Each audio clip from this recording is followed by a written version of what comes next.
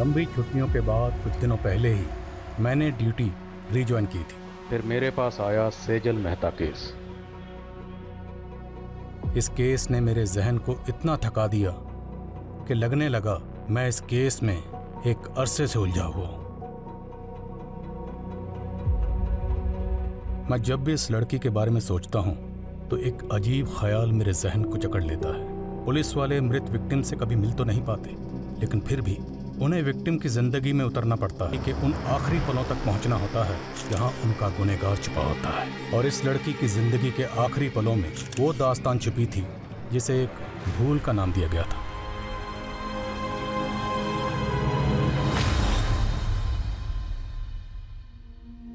अक्सर ऐसा क्यों होता है, जो लोग दूसरों के हक के लिए लड़ते हैं, किस्मत उनके हक में गलत फैसला सुना देती है। मेरी जिंदगी के कई पन्ने थे, लेकिन हर पन्ने पे 3 शब्द जरूर लिखे होते थे: जोश, जज्बा और जज्बात।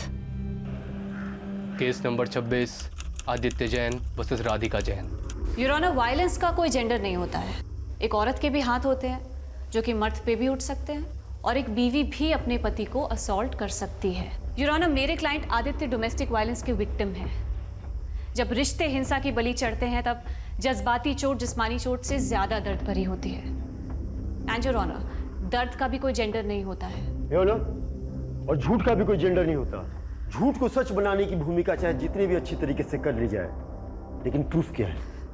योर ऑनर, ये आदित्य की मेडिकल रिपोर्ट्स हैं जिसमें उसकी पुरानी इंजरीज के प्रूफ हैं। योर ऑनर, आदित्य के फ्रेंड्स, नेबर्स हर कोई स्टेटमेंट दे चुका है और सबका यही कहना है कि वायलेंट आदित्य नहीं, राधिका है। योर ऑनर, अगर मेरे क्लाइंट चाहें तो काउंटर केस भी कर सकते हैं, बट हम कोर्ट का टाइम वेस्ट नहीं करना चाहते, इसलिए आई अपील कि इस केस को डिसमिस करके डिवोर्स ग्रांट कर दिया जाए।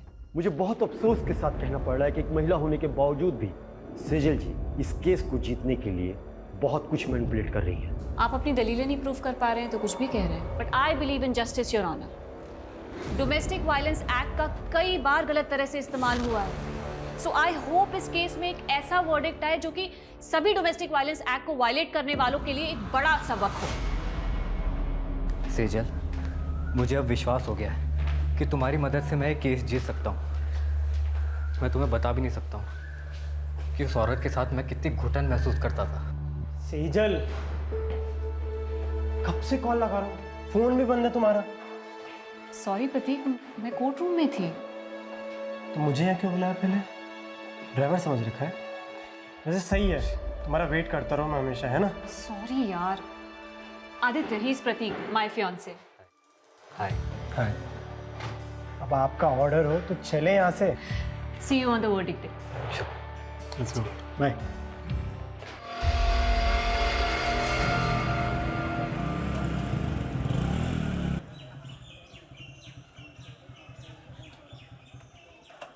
मैंने तुमसे कहा था ना, I was not prepared, और तुम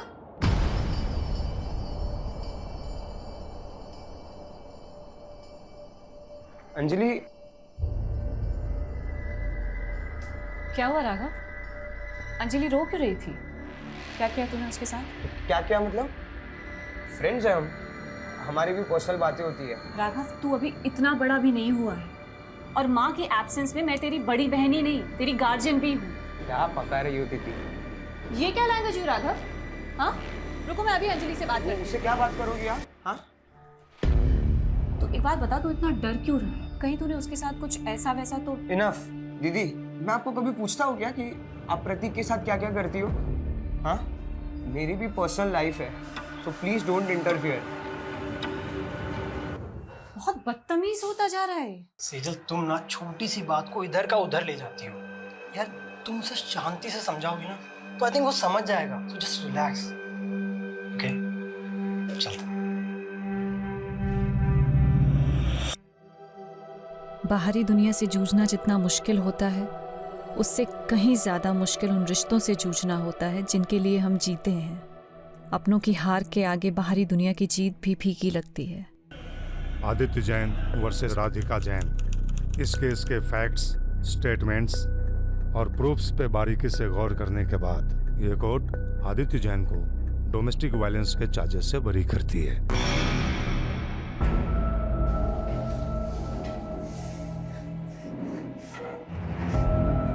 thank you Sejal. You saved my life. तुम मेरे लिए फरिश्ता बन के आई हो। जिंदगी हर मोड़ पे मुझे कामयाब कर रही थी, पर पता नहीं था मैं एक नाकाम सफर भी तय कर रही थी।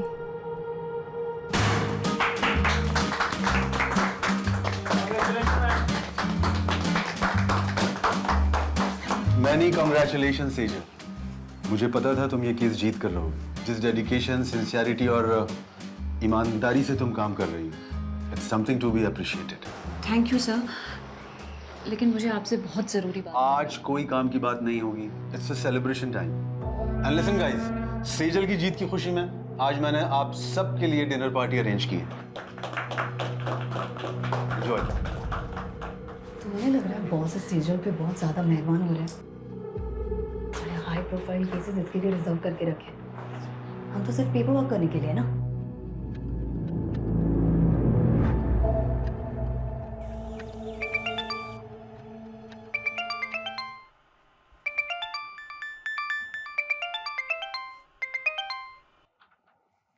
राघव, अखबार में सेजल और उसके केस के बारे में छपा हुआ है और उसने मुझे बताया भी नहीं। कहाँ है वो? दीदी सो रही होगी माँ, मुझे भी सोने दो। 8 बज रहे हैं राघव, उठ और सेजल से कह मुझे फोन करेगी। दीदी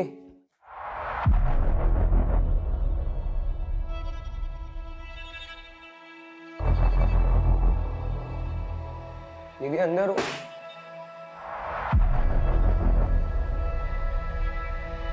दीदी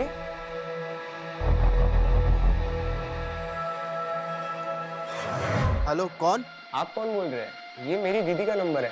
आपकी दीदी? वो यहाँ हाईवे पे घायल पड़ी है। क्या? ये लो पकड़ो। आपने ही फोन किया था? जी। दीदी, दीदी, दीदी कुछ बोले ना। दीदी। राघव।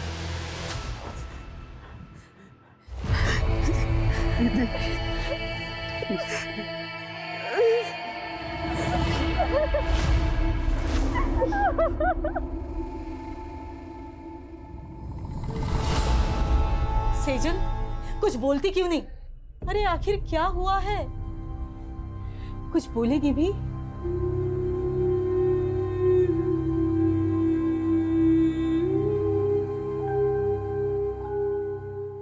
मुझे लगता है शायद दीदी के साथ।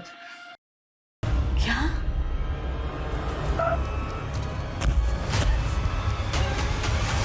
इसलिए पूरे रास्ते कुछ बता नहीं रही थी। मैंने उनसे काफी बार पूछा क्या हुआ दीदी, लेकिन उन्होंने कुछ बताया नहीं। पुलिस को बुलाना चाहिए। नहीं, मुझे सेजल से अकेले में बात कर लेने दे। तू बाहर जा।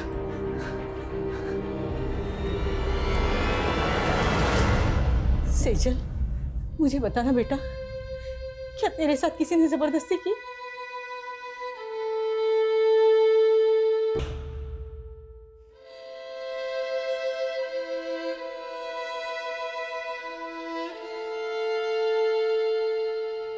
राघव, सेजल ठीक तो है ना? मुझे लगता है कुछ तो हुआ है जो तुम मुझसे छुपा रहे हो। नहीं प्रतीक, ऐसा कुछ नहीं है। अगर सब कुछ ठीक है तो वो मेरा फोन क्यों नहीं उठा रही है? वो दीदी सो रही है, मैं कॉल करवाता हूँ।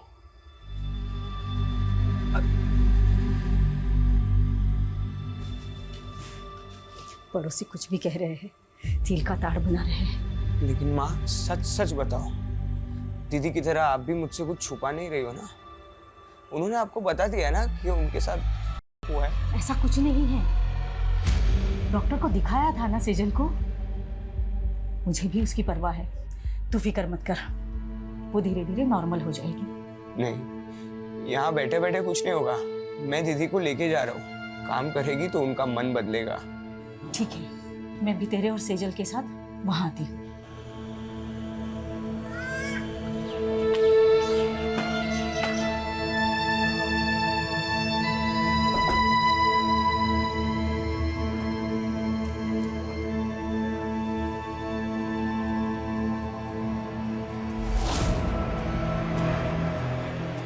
क्या देख रही है? चल अंदर।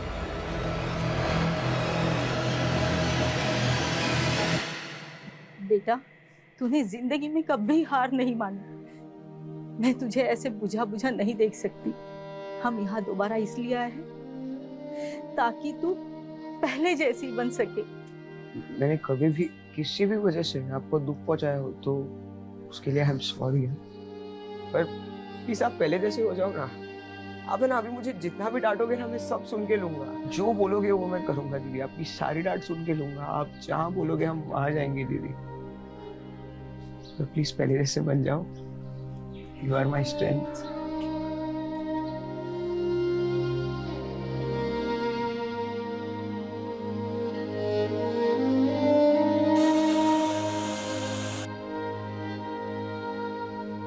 अपने दर्द छिपा के मैं पहली बार एक झूठी जिंदगी जीने की कोशिश कर रही थी। सच मुझसे नाराज था या मैं सच से नाराज थी? मेरी दलीलें मुझे ही उलझा रही थी, पर अपना फैसला भी अब मुझे ही करना था। राघव, तू पक्का सेजल को लेके मुझसे कुछ छुपा नहीं रहा है ना? मैं भी पनवेल आ रहा हूँ। नहीं प्रतीक, वो हम आ गए हैं, सिर्फ 2 ही दिन हुए हैं। अरे तू सेजल का फोन क्यों बंद है? मेरी बात कर उससे। हाँ देखता हूँ।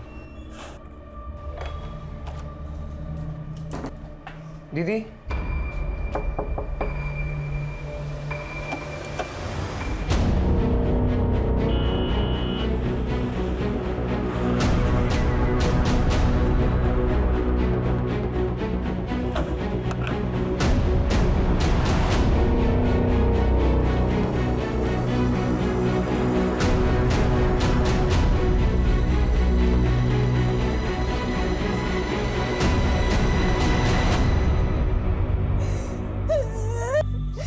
क्या कर लिया तूने?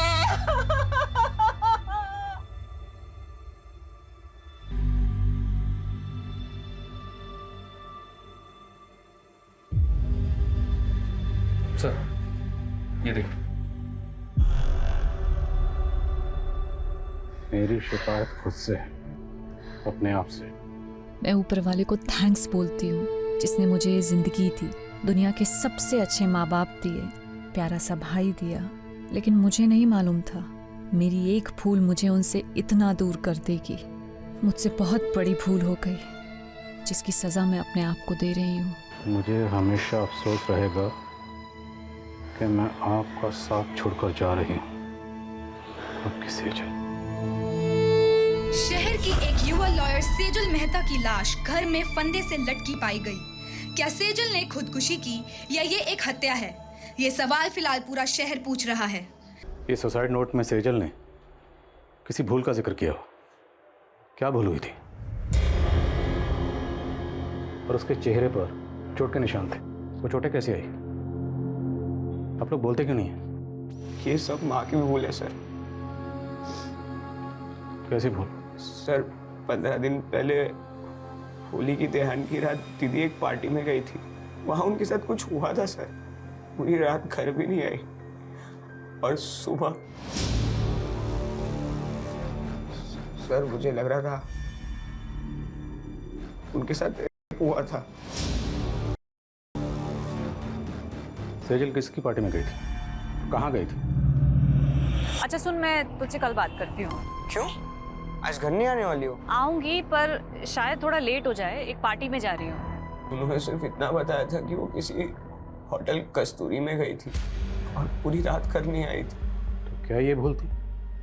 या फिर आपको ये मालूम होता है कि आपकी बेटी के साथ हुआ है, आपने फिर भी पुलिस में कंप्लेंट नहीं की? उस भूल का जिक्र उसने इस खत में किया? मेरी बेटी का नहीं हुआ था सर। मैंने डॉक्टर से उसका चेकअप भी करवाया था। देखिए, सेजल को बहुत ही बुरी तरह से मारा पीटा गया है। कहीं ऐसी वैसी तो बात नहीं? मेरा मतलब है ये मैं कंफर्म नहीं बता सकती। अगर आप पहले सेजल को यहाँ पे लेके आए होते तो शायद मैं कुछ कंफर्म बता सकती थी। सेजल के साथ मारपीट किसने की थी? दीदी ने कुछ भी नहीं बोला था सर। वो ट्रॉमा में थी। लेकिन धीरे धीरे वो हमसे घुलने मिलने लगी थी। ऐसे कैसे सुसाइड कर सकती है वो? आप कहना क्या चाहती हैं? क्या कोई बाहर से आया और उसने जबरदस्ती आपकी बेटी को अंदर पंखे पर लटका दी? सर कुछ समझ नहीं रहा है। मैं कॉलेज गया था और माँ शॉपिंग करने। जब घर आए तो दीदी। माना सेजल ने खुद आप लोगों को कुछ नहीं बताया, पर फिर भी उसकी हालत देखकर आप लोगों को नहीं लगा कि आप लोगों को जानना चाहिए? कि पार्टी में उसके साथ क्या हुआ, किसने किया और क्यों किया? जानने की कोशिश की थी सर, बस इतना पता चला कि पार्टी उनके ऑफिस में थी। ऑफिस कहाँ पर है? Jawahar Nagar, JP associates. और सेजल आपको घायल अवस्था में कहाँ मिली थी? एमजी रोड सर, यहीं पे मिली थी मुझे बीबी। आसपास तो कोई सीसीटीवी कैमरा नजर नहीं आ रहा है। जादव सुनो, यहाँ आसपास लोगों से पूछताछ करो, पता करो किसी ने कुछ देखा है क्या।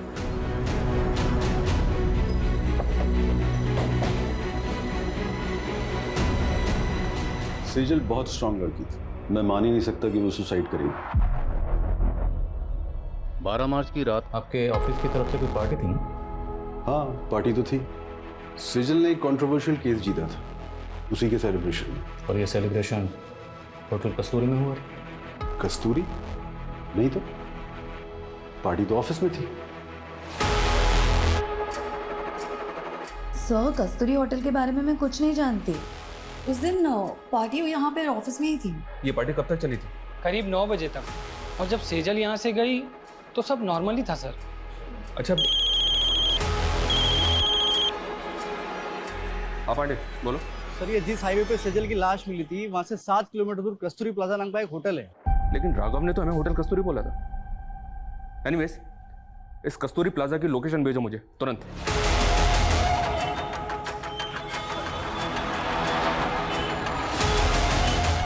नहीं सर, 12 मार्च को यहाँ कोई पार्टी नहीं थी। इस लड़की को आपने यहाँ देखा था? सर, यहाँ तो बहुत से लोग आते हैं, मुझे याद नहीं है। पांडे, 12 मार्च को यहाँ पे जितने भी गेस्ट आए थे सबकी लिस्ट चेक करो और यहाँ का सीसीटीवी फुटेज भी चेक करो, चाहे सेजल यहाँ पे आई हो। Thank you.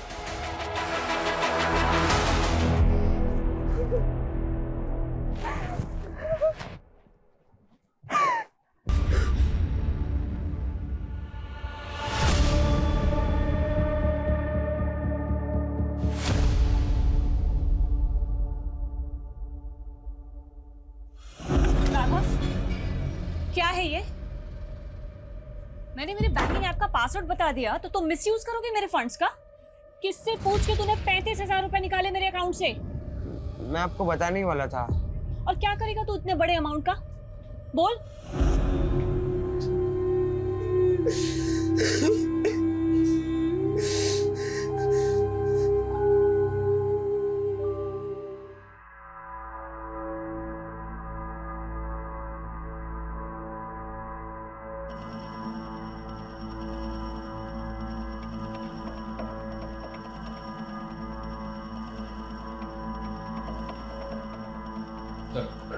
हमने चेक किया, कस्तूरी प्लाजा में 12 मार्च को कोई पार्टी नहीं थी और ऐसा कोई क्लू भी नहीं मिला है जिससे पता चले कि उस रात सेजल वहाँ थी। सेजल के भाई राघव ने होटल कस्तूरी कहा था और ये कस्तूरी प्लाजा है। लेकिन सर, होटल कस्तूरी नाम से कोई होटल नहीं है उस एरिया में। पर पार्टी सेजल की ऑफिस में थी, ये तो पूरा स्टाफ में है। 12 मार्च की ऑफिस की फुटेज चेक करके देखते हैं सर, शायद कोई क्लू मिले जिससे पता चले कि उस रात सेजल के साथ हुआ क्या था। 12 मार्च के हादसे को फैमिली वजह मान रही है, जबकि हमें सेजल की लाश उसके 15 दिन बाद 27 मार्च को उसके घर पर ही मिली। ये फैमिली हमें पार्टी और होटल के चक्कर में बेवजह उलझा तो नहीं रही?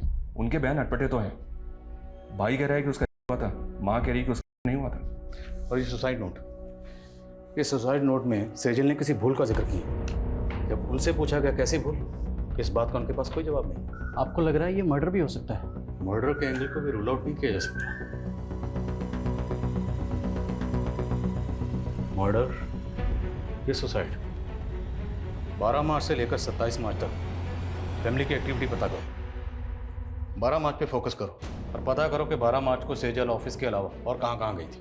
13 मार्च से 24 मार्च के बीच ये फैमिली पनवेल में थी सर। तो पनवेल में अपने खबरियों को एक्टिव करो और पनवेल से लौटने के बाद 24 मार्च से लेकर 27 मार्च के बीच में फैमिली में क्या क्या हुआ सब पता करो। और जिस डॉक्टर ने सेजल को एग्जामिन किया था उससे मिलना पड़ेगा, और जिस लड़के से सेजल की मंगनी हुई थी उसे ही पूछताछ के लिए बुलाओ।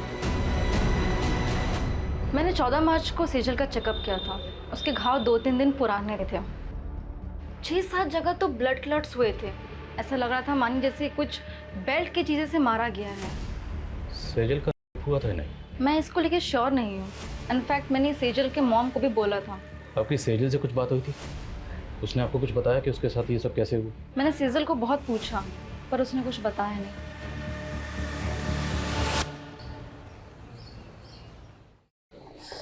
जब घर छोड़ के भागे थे तब क्या दर्द कम थे? दिल का दर्द सहना बहुत मुश्किल होता है। हाँ, जैसे यहाँ सब तेरे दिल की परवाह करते। अरे दर्द दबा के मुस्कुराना सीखा है और मेकअप लगा के जख्म छुपाना भी। जब तक जवानी है बिक रहे हैं, अभी का कमाया हुआ ही आगे चल के उम्र ढलने के बाद काम आएगा, समझी? माना सेजल की फैमिली ने आपको कुछ भी साफ साफ नहीं बताया कि सेजल के साथ क्या हुआ था, पर आपको कुछ तो अंदाजा हुआ होगा कि सेजल के साथ ऐसा किसने किया होगा। हमेशा खुशी दिखती थी, मेरे लिए सोच पाना मुश्किल है कि उसके साथ में ऐसा कुछ हुआ है। 12 मार्च को सेजल के ऑफिस की कोई पार्टी थी। अब अगर सेजल उस पार्टी में जाती तो जाहिर सी बात है आपको तो पता ही होता ना। मेरी इस बारे में उससे फ़ोन पे भी बात हुई थी। प्रतीक, बॉस ने ये केस जीतने की खुशी में एक पार्टी रखी है, लेकिन मुझे ये सेलिब्रेशन बिल्कुल अच्छा नहीं लग रहा है। पर हुआ क्या? मुझसे बहुत बड़ा गूफअप हो गया। गूफअप? कैसा गूफअप? सर क्लियरली मुझे कुछ नहीं पता है, but it was something related to her work. Sejal ने ये लॉ फॉर्म 4 साल पहले ज्वाइन की थी, और इसमें गौर करने वाली बात है वो ये कि सेजल ने जितने भी केसेस जीते थे या जितने भी केसेस पे वो काम कर रही थी, उनमें से ज़्यादातर केसेस वो थे जो पहले उसकी कुलीग कविता के पास थे। मतलब कविता के केस सेजल को दिए जा रहे, जबकि पहले सेजल कविता को असिस्ट कर रही थी। सर ऑफिस की फुटेज में भी हमने कविता और सेजल के एक और कलीग विकल्प को पॉइंट आउट किया था।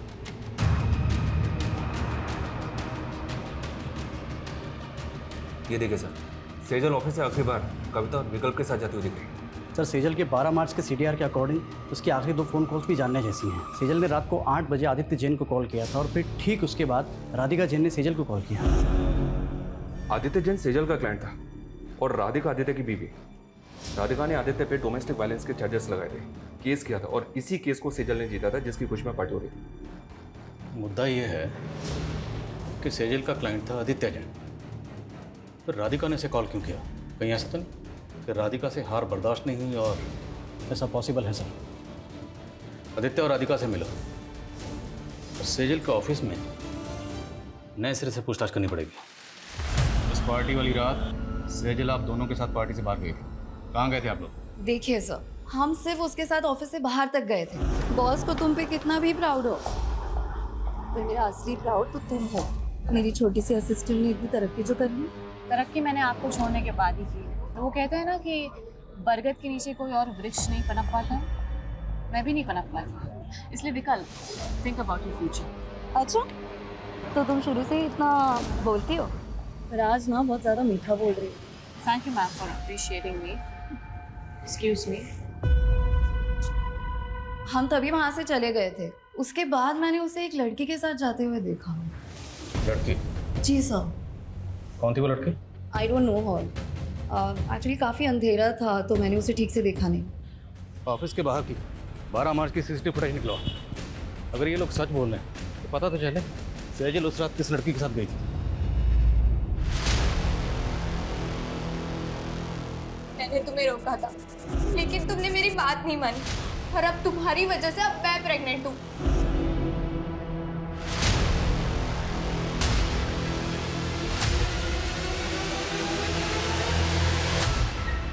यार आज तो एक भी ग्राहक नहीं फंसा। मेरे को तो खड़े खड़े नींद लग रही है। चल ना घर चलते हैं। मेरी तो बुकिंग आ गई। इसको पूछना इसको 2 चाहिए क्या? मेरा भी बोल नहीं हो जाएगा। अरे ये मेरे को देने में तो बार्गेनिंग करता रहता, तुझे कहाँ से देगा? जा तू जाके सो जा।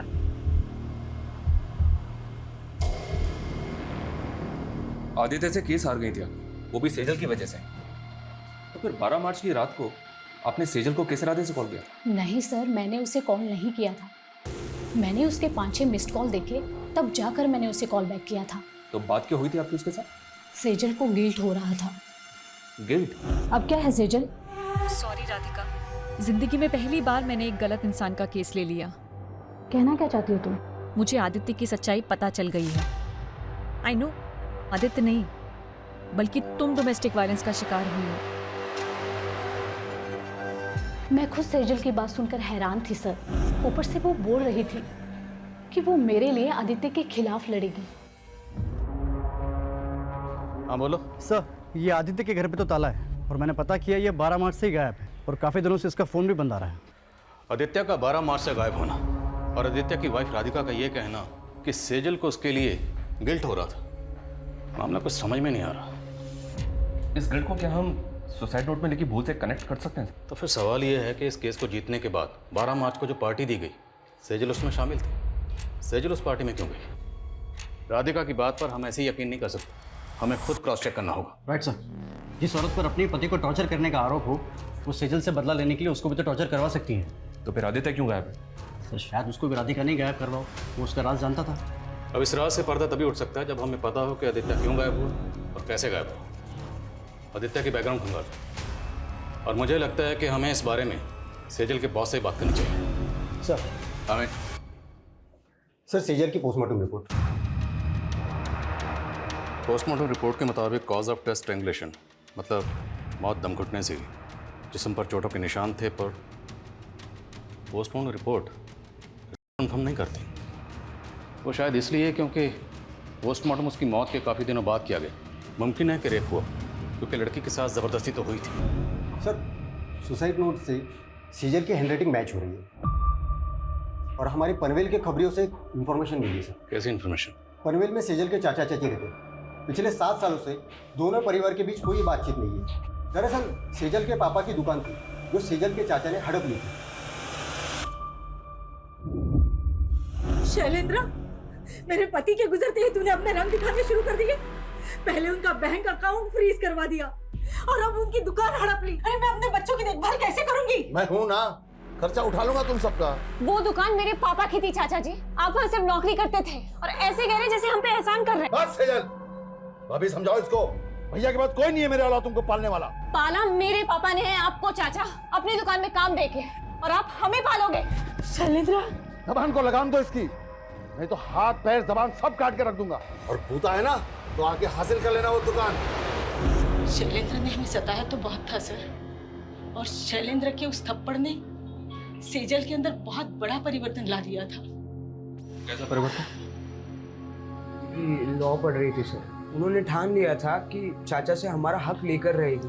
दिन रात उन्होंने पढ़ाई की और उसके साथ साथ पार्ट टाइम जॉब भी करती थी। चाचा के खिलाफ केस की पैरवी उन्होंने खुद की थी सर। उसने अपने जीवन की हर लड़ाई जीती थी सर। समझ में नहीं आता खुद से कैसे हार गई। क्या लगता है आप लोगों को, क्या शैलेंद्र सेजल के साथ ऐसी ज्यादती कर सकता है? सर, आप 7 साल पुरानी बातें कुरेद रहे हैं और इन बातों को हम कब का भूल चुके हैं। हमने हमेशा सेजल और राघव को अपने बच्चों की तरह माना था। विश्वासघात उन्होंने किया। उस दुकान पर इनका भी बराबर का हक था, लेकिन सेजल ने चालाकी से। छोड़ना अभी सब बातें, कहिए और कुछ है जो आप पूछना चाहते हैं? 12 मार्च को किधर थे आप?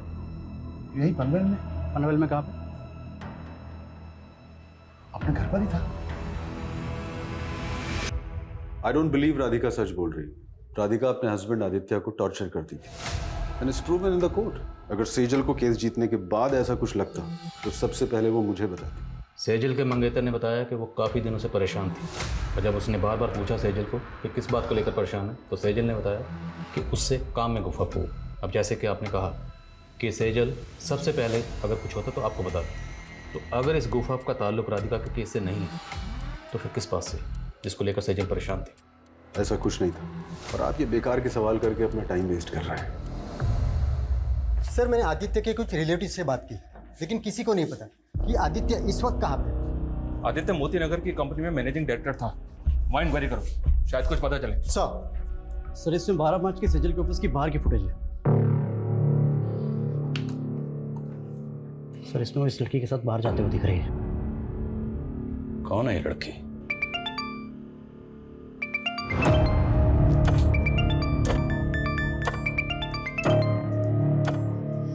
हाँ बरखा बोल। सिमी, एक गाड़ी वाले ने मुझे बहुत टॉर्चर किया। मुझे पैसे भी नहीं दिए और मेरे सारे पैसे ले लिए। मेरे पास तो वापस आने के लिए भी पैसे नहीं है। तू घबरा मत बरखा, कहाँ है तू बता मुझे, मैं आती हूँ तुझे लेने।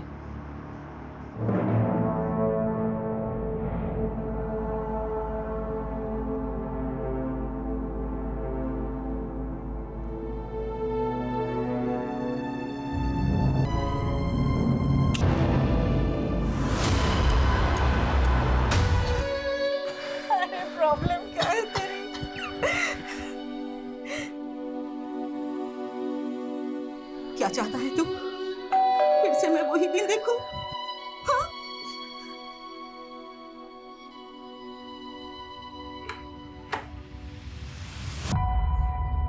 ऐसा करने से पहले तुमने एक बार भी अपनी माँ के बारे में नहीं सोचा? कहीं वजह तुम्हारी दोस्त अंजलि से तो नहीं जुड़ी? हाँ?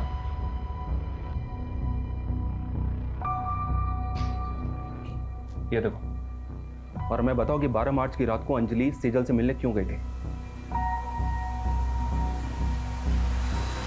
35,000 रुपए राघव कोई छोटी मोटी रकम नहीं होती है। और क्या करेगा तू इतने बड़े अमाउंट का? क्या हुआ? सच सच बता, बात क्या है? दीदी, अंजलि प्रेग्नेंट है। इतनी बड़ी बात तुमने हमसे छुपाई? सर, मैं गिल्ट में था। कहीं मेरी इसी भूल की वजह से तो दीदी ने, सॉरी।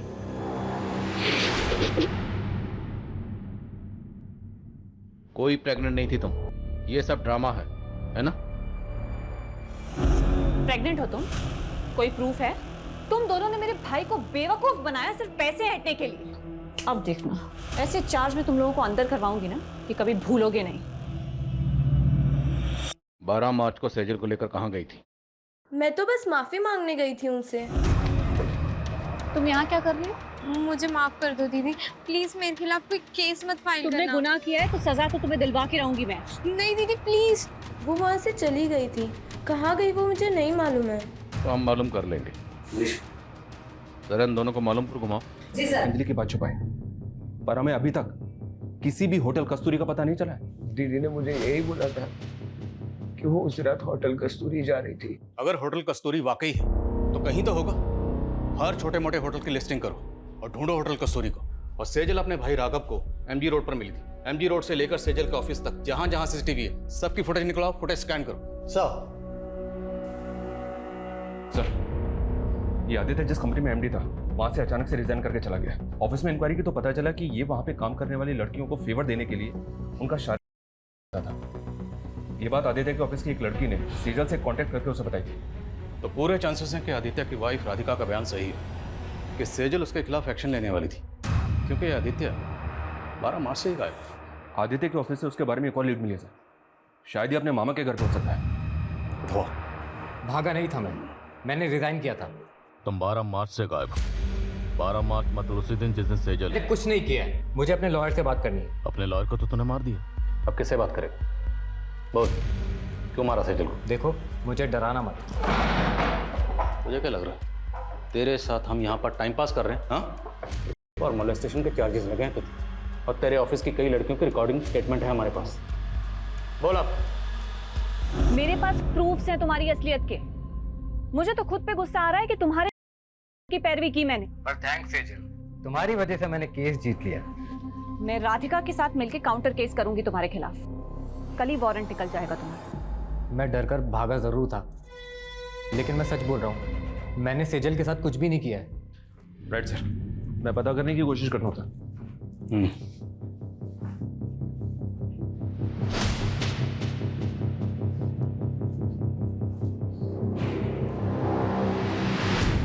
सेजल ने जिस भूल का जिक्र किया था, क्या भूल ये थी कि उसने आदित्य जैसे गलत आदमी की पैरवी की? अगर हाँ, तो फिर वो 12 मार्च से लेकर 27 मार्च तक खामोश क्यों थी? और कोई भी भूल इतनी बड़ी कैसे हो सकती है जिसकी वजह से सेजल जैसी लॉयर सुसाइड कर ले?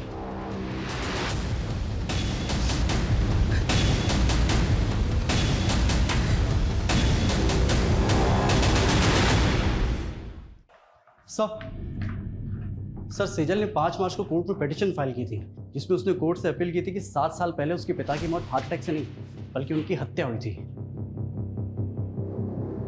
सर, पिटीशन तो अंडर कंसिडरेशन है, लेकिन सेजल को ये शक था कि उसके चाचा शैलेंद्र का हाथ इसमें था। लेकिन सेजल ने ये पिटीशन 7 साल बाद क्यों फाइल की? आखिर 7 साल बाद उसके हाथ में ऐसा क्या सुराग लगा हो? सेजल की माँ को भी इस बारे में कुछ नहीं पता, लेकिन सर वो हमें शैलेंद्र के बारे में भी कोई सबूत नहीं मिल रहा है। अगर सेजल की पिता की हत्या के पीछे वाकई उसके चाचा शैलेंद्र का हाथ था और उसके बावजूद वो 7 साल से बाहर है, तो मतलब प्लानिंग लंबी की होगी। और अब सेजल 7 साल बाद उस पर मर्डर चार्जेस लगाकर उसे अंदर करवाने वाली थी। मोटिव स्ट्रांग है। इस शैलेंद्र के बारे में पता करो, उसकी हर एक हरकत पर नजर रखो। Okay sir.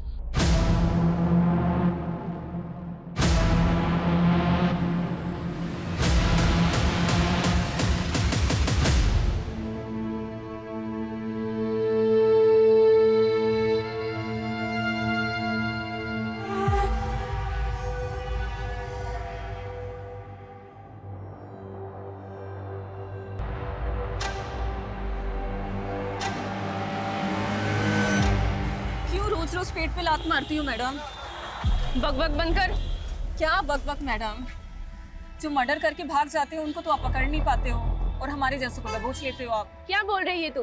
किसका मर्डर? मेरी दोस्त का मर्डर। 6 महीने पहले 12 मार्च को हाईवे रोड पे मेरी दोस्त को मार दिया गया था। उसकी सुनवाई हुई अभी तक? चल ठीक है गाड़ी में बैठ।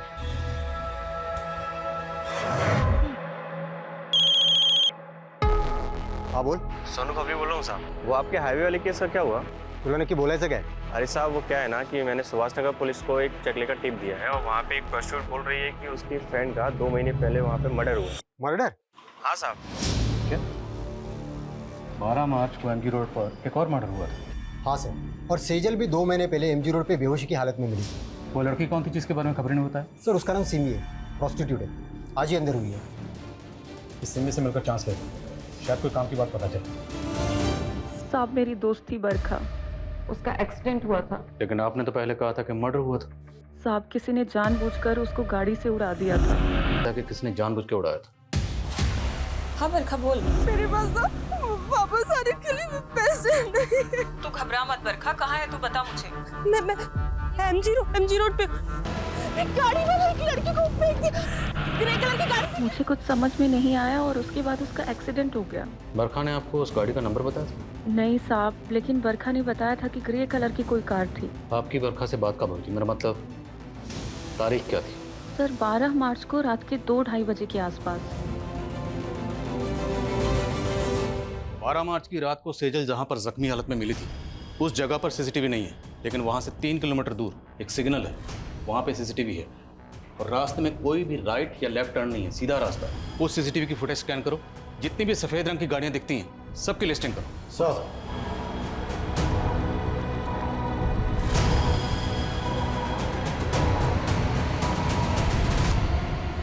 सर उस रात 2 बजे के बाद उस रास्ते से ये 7 ग्रे कारें गुजरी थी और ये इन 7 कारों के 7 ओनर्स हैं। इन ओनर्स की डिटेल्स निकाली तो पता चला कि इनमें से ये मनीष, इसका एक होटल है, होटल संतूरी। राघव ने कहा था कस्तूरी। होटल कस्तूरी में गई थी। संतूरी कस्तूरी। सर ये भी तो हो सकता है कि सुनने में फर्क आया।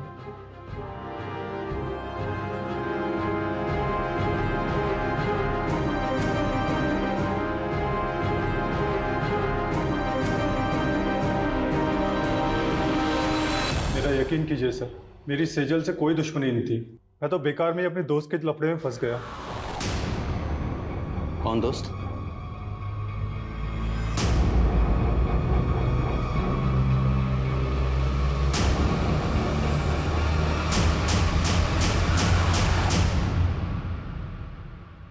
दो महीने से तेरी एक्टिंग देख रहा हूं और अब तो इस डंडे पे नाच करेगा। नाच। बोल, सेजल ने क्या बिगाड़ा था तुम्हारा? सर मेरा पहले बिल्कुल भी इरादा नहीं था उसे नुकसान पहुंचाने का, बल्कि वो तो ऑफिस की पार्टी मनाने के बाद में उससे मनीष के होटल में मिलने भी आई थी। प्लीज प्रतीक, वैसे भी आदित्य की वजह से मैं बहुत गिल्ट में हूँ। पार्टी करने का एकदम मूड नहीं है। सेजल, ऑफिस में ये सब चलता रहता है। Please please. कौन कौन कौन कौन कौन? Cheers, guys.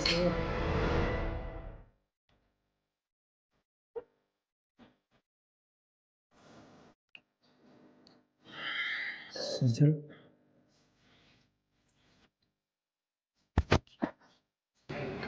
सामने तो उस पास में नहीं होते तब भी कौन सा तुम्हारे पास आ जाते। चढ़ नहीं क्या तुम्हें? पागल हो गए हो क्या? गुस्से गुस्से में किया जो किया, घर में इतनी शांत हो गई। साइलेंट। निकल जल्दी से, लॉयर है, फंसा देगी। काहे की लॉयर लवर है ना मेरी, बचपन से प्यार करती है ना, तो बोलेगी कुछ नहीं देखना, है ना? सर हमें लगा था कि वो मर गई है। विशाल,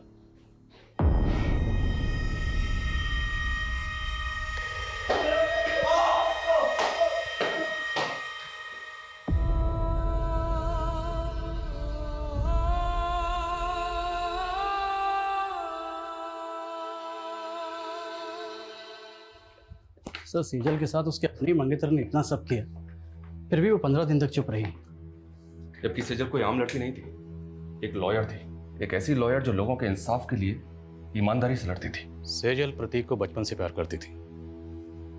उसने प्रतीक पर आंख बंद करके भरोसा किया, लेकिन प्रतीक ने उसके भरोसे को तोड़ा।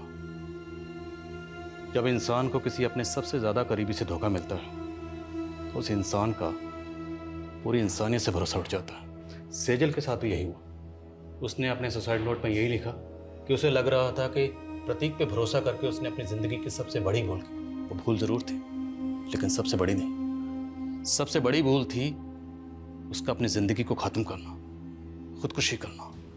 हम सब की जिंदगी में दुश्वारियां आती, परेशानियां आती, लेकिन उन परेशानियों से लड़ते हुए, दुश्वारियों से जूझते हुए, जद्दोजहद करते हुए जिंदगी में आगे बढ़ना होता है। इसी का नाम जिंदगी है। मौत किसी मसले का हल नहीं है।